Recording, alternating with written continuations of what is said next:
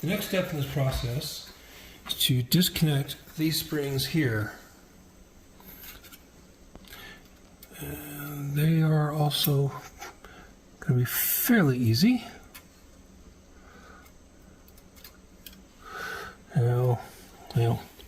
Fairly easy except for a lever wants to move, right? So what I'm doing is I'm holding back here to keep things from moving as I grab the springs up here.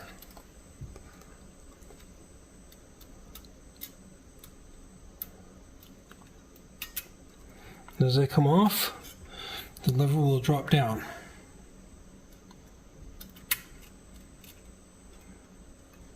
And you can also see there's a little pivot link right there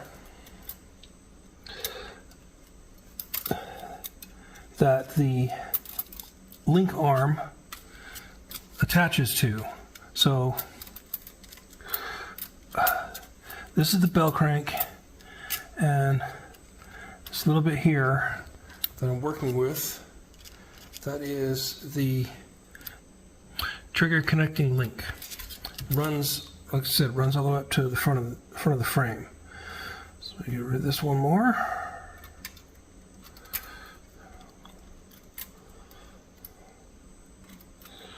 Come on, there we go. With all those springs removed, next thing to tackle is this wire here. And we have to get the springs off of it. However, that simplicity itself, they will simply drop as we pull the wire. This wire is crimped over here, so we have to pull it out this direction. Even though it does go through the other side of the frame, it's only going to come this way. Now, when you pull this wire out, I strongly advise helping the springs along, make sure that you don't damage anything.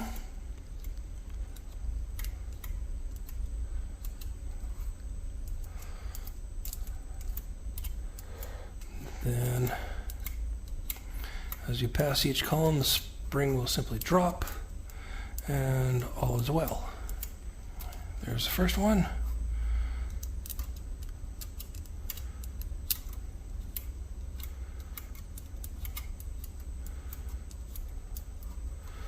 There's the second one.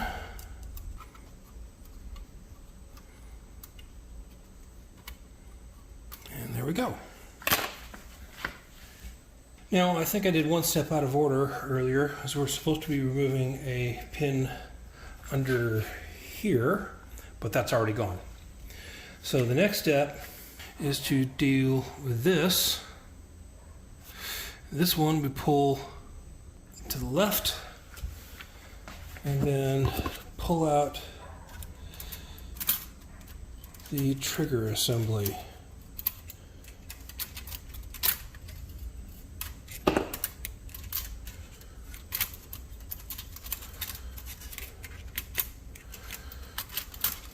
And pretty much whatever else happens to be loose. Now, this here is the trigger. You can see it's a fairly complicated assemblage. These two bits are riveted together, so they're not going to separate. This is the connecting link, which goes to the back of the machine.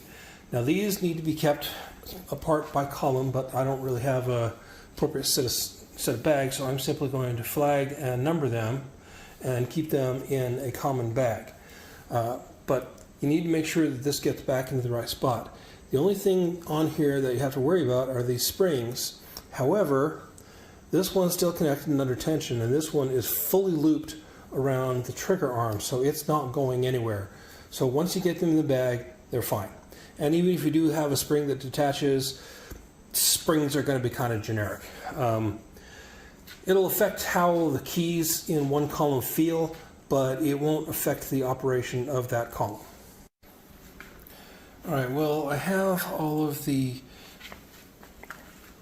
triggers and connecting arms out. Quite a collection. But I must have missed a step, because all of these things need to come out too, and they are still hooked in to springs and so forth. So I am going to go through and remove what I can see, and try to get these things out, and then all that's left will be the segment levers and disassembly the rock frame, and we will be done with this part of the project. I've got all that stuff out of the way now, and as you can see, there is not a whole lot left to this unit. So the only thing that really remains is taking out the stuff in the back here, and that is attached to the segment levers. And at that point, about the only thing left in here should be random hanging spring and the bell itself. Now, just to show you, here is an average set of parts for a particular column, minus the segment levers. So this bag, as you can see, it's not terribly big, but it's actually should have been a little bit bigger, but it's completely full, and there are a whole lot of various parts in there. So there are, I believe, close to 1,000 parts in this unit. So kind of important that everything gets accounted for and everything ends up in the spot it came out of. And the cleaning process for this, I imagine, is going to be fun. I'm pretty sure I've taken half of the dirt off of this already just by the amount that's accumulated on my fingers after having washed my hands about 2 or 3 dozen times while the process of doing this. Now, all that remains here is to get the segment levers out, and that means we've got to get the screwdrivers back out. First thing we have to do is remove these 2 screws back here. So there's the bell, so this is the back left part of the frame. Take that one out, switch to a different screwdriver, and take this one out. I don't know why that one's not coming. Let's investigate this.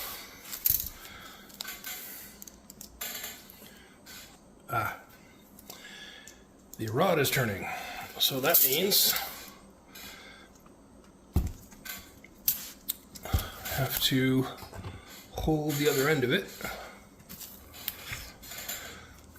so I can get the screw out. There we go. That's more like it. That done, need to tip the frame over and clear out these feet. So the reason,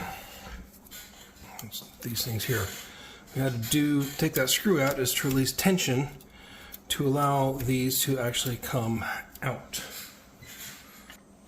One thing to note here, these spacers are captive on the tie rod here, as are the feet. And this is what we need to take out next. All right, this is going to take a little persuasion.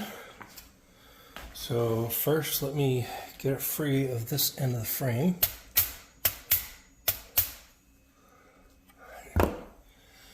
Now, it's still not going to lift out.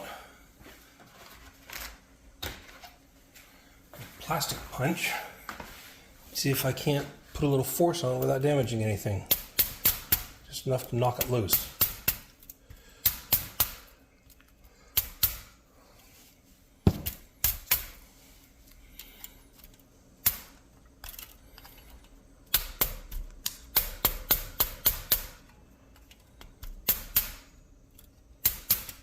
And there we go. So with that gone, the next step is to remove what should be the last remaining 2 wires here and here. So what we're going to do is we are going to remove this one first, which is the upper one if the machine is upright. And again, we're going to do this by column and get the segment levers out of the frame. And then that will complete the frame disassembly. Let's put the machine back on its base. I think that will be better.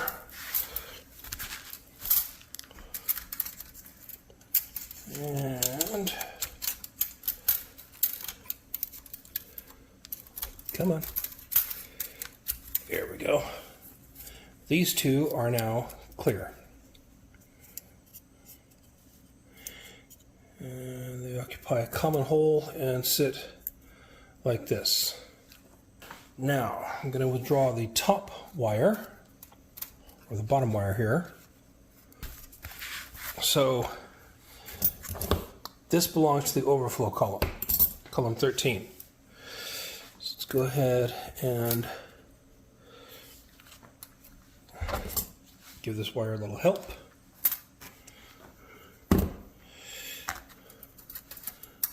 Pull everything out.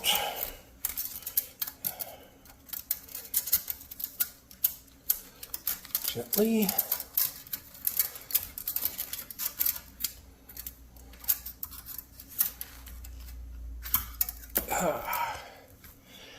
And there we go. So this is the segment lever, and this is the lock lever. So here's the rack that has the business end on it. So still a one spring attached, and that's fine. So looking at this one, you can see the bend right here. So this segment lever has to be straightened out.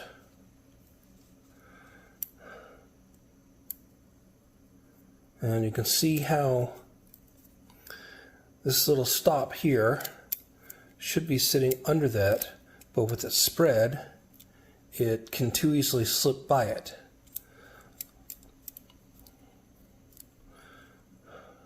Of course, you see the foot for the two springs that we took off earlier. So I'm going to disassemble the rest of it, group these by column, and then figure out what I'm going to do next. All right, the frame disassembly is now complete. Or the disassembly down to the frame, I should say. So there's only two things left attached to it. That's this little spring here, which really doesn't need to be removed. And frankly, is on there pretty good. So it can be removed, but why? And then the bell. So I don't know, you can't remove the bell, because it is riveted on there. So that's what we have left.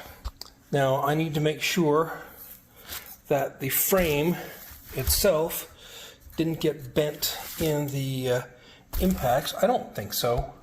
I think it all went onto the keys and that went onto the segment levers, but it's worth doing a little uniformity check just to be sure. So now on comes the cleaning. And I will note one other point.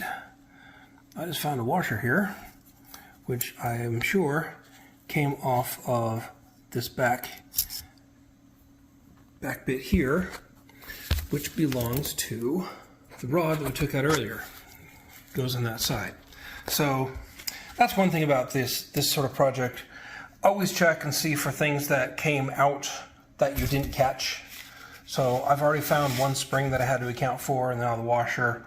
So just make sure you don't come up missing anything.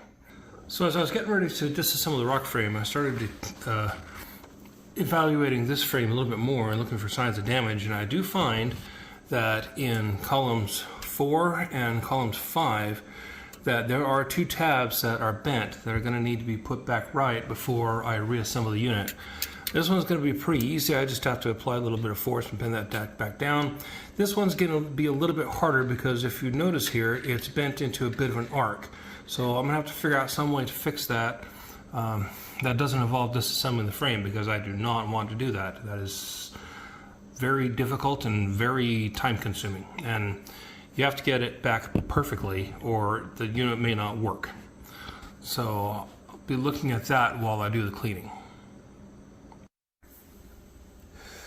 So let's talk about the rock frame here before I start disassembling it. Now, one thing you'll notice if you took some pictures ahead of time is that these two things are up at top. So if you put them on the frame, they will sit this way. Of course, the gears are going to point in. So this is the top and that is the bottom. This is mostly to do with the carry mechanism. So since there is no carry that happens in the first column, there is one that happens over here. So the empty column in this case is on the right, not the left. Now, in order to disassemble this, you have to pull out these pins here, which are accessed by pulling this little pivot down here. I'll push this one all the way back so you can see what I'm doing. So you have this on each side. Now, as noted, there's a separate serial number here for the rock frame because it's a self-contained major subassembly. Now, in order to be able to get this out, you have to put this little hinge here down. What that does, it aligns these holes up with these pins and makes these other pins accessible. The reason these are there is to keep everything in position so that the wires and so forth won't migrate. Now, the first thing to do is to remove the pin from the locking dog stop. Now, it moves fairly easily, or at least it's supposed to, and it sits right here. So start it with a pair of pliers, if you can get into it.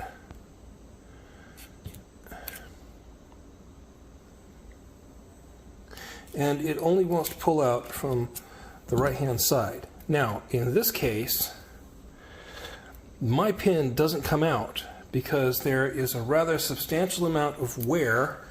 It's going to be very hard to show on the camera, but I'm going to attempt to do so.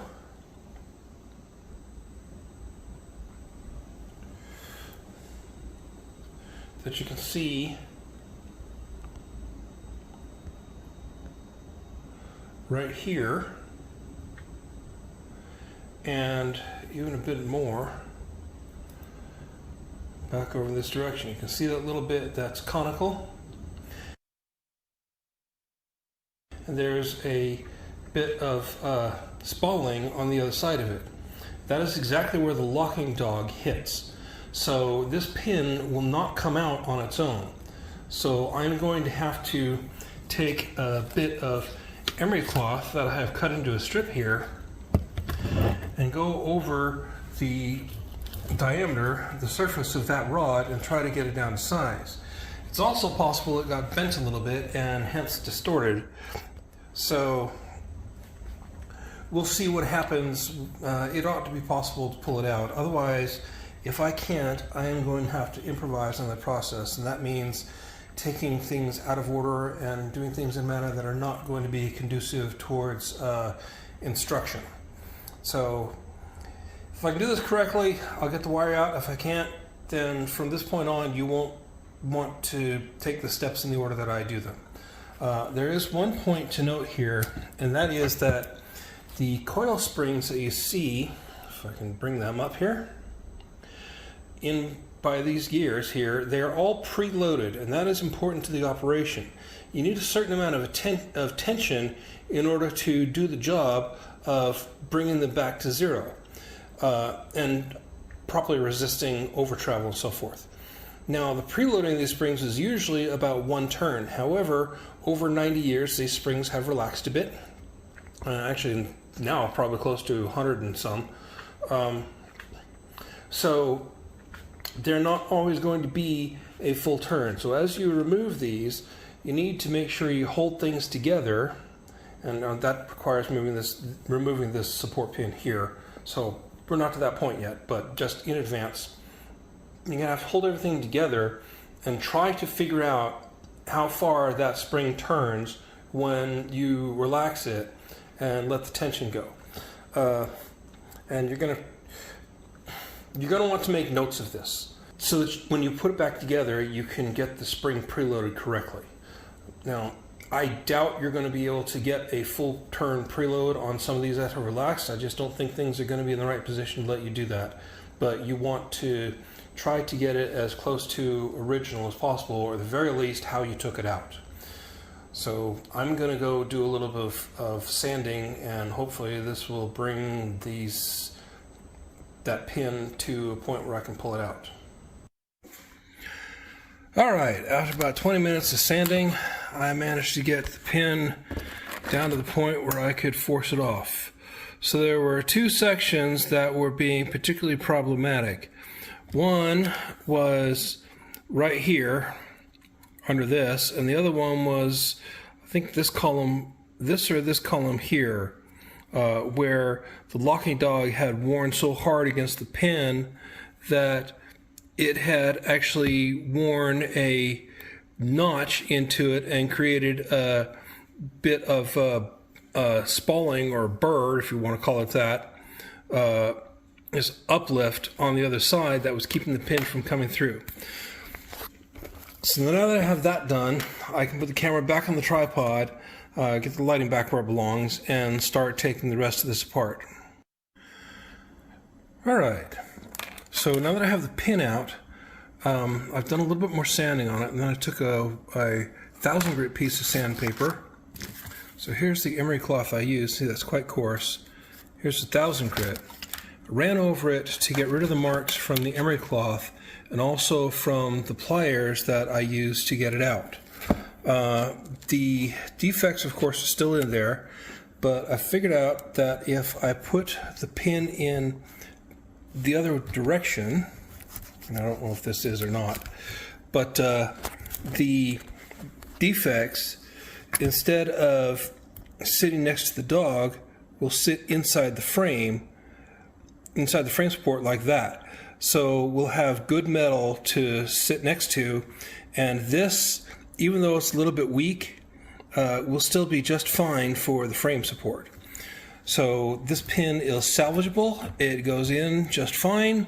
I did have to straighten out the ends a little bit because in the process of working with them, they got bent, but they slip in fine just now. At worst, I'm going to have to twist it a little bit to get it to line up, and I'm probably going to have to do that anyway, even if it was a perfect pin. So problem solved, and now I can get to dealing with the rest of the rock frame. I'm going to go on to the next one. Again, I want to hold the escapement wheel so it doesn't move.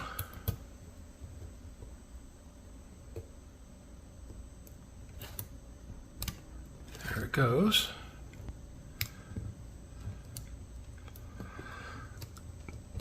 Come out. This one seems to already be tripped.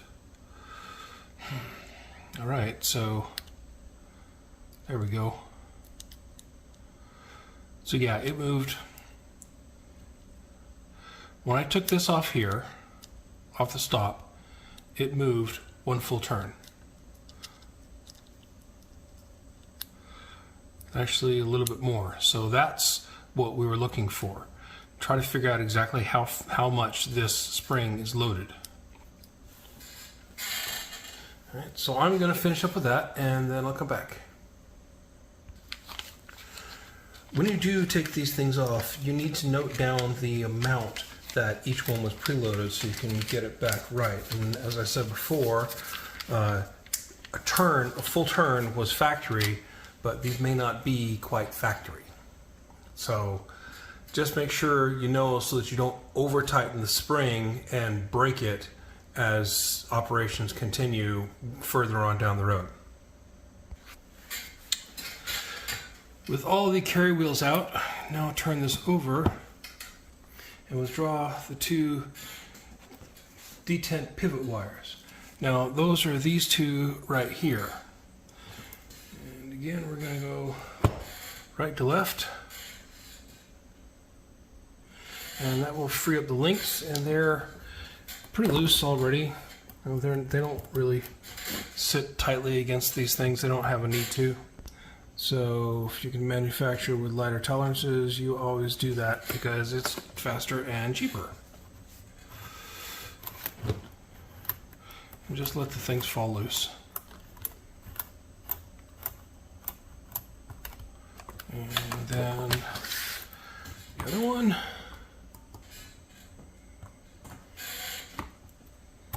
There we go. And as you're pulling this one, now you need to start getting things up so you can bag them. Okay. Actually, I take that back. One more pin we need to remove.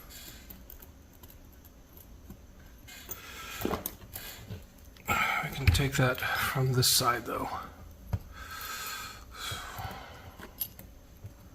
Try to get these loose without damaging anything.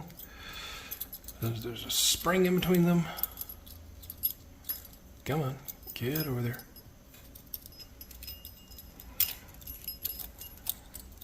There we go. Took a little bit, that's the first one. So let's put this one in its bag. We'll go to the next one here. So after studying things for a minute, I figured out that this doesn't actually appear on John's drawing. This wire has nothing attached to it, but it does have a little button head on one side. So I just simply labeled it the detent retainer. I don't know if that's accurate or not, but we drew it out, and now from that point on, these are much easier to remove because there's nothing in their way. So, and now with that, there's only one more step left. That is to remove this pin here.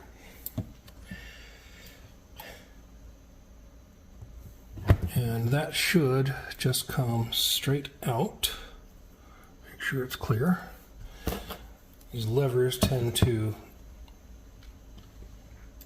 move back into place when you're not looking. So this is a straight pin, nothing special about it. So we'll draw it, and these should come free.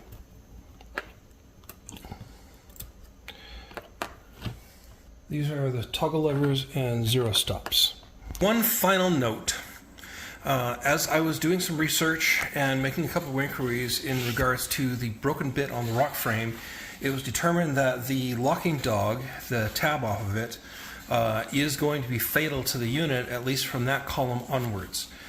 So I was forced to disassemble the rock frame itself. I didn't document that. It's not difficult.